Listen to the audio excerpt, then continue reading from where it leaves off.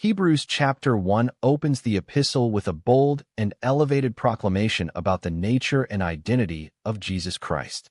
It draws a sharp contrast between how God communicated in the past, through prophets in various ways, and how he has now spoken through his Son. This sets the tone for the entire letter, emphasizing that Jesus is not merely another messenger, but the ultimate and final revelation of God. The chapter presents Jesus as both divine and exalted.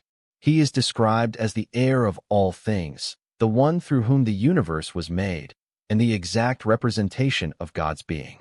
These descriptions underscore not only his authority, but also his intimate unity with the Father. He is not a distant or secondary figure. He radiates God's glory and sustains all things by his powerful word. After this exalted introduction, the author turns to compare Jesus with the angels. In the ancient Jewish context, angels were revered as powerful messengers of God, but the writer insists that Jesus is far superior. Through a series of Old Testament quotations, the chapter builds a theological argument. The Son is enthroned forever, addressed by God as divine, and worshipped by angels.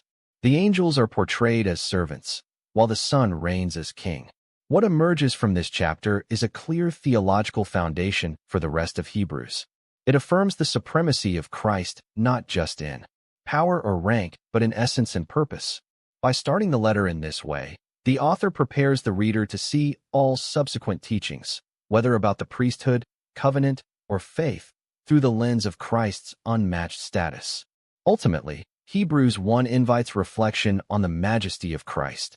It calls believers to recognize him not just as a historical figure or teacher, but as the very expression of God's will and presence, worthy of worship, obedience, and trust.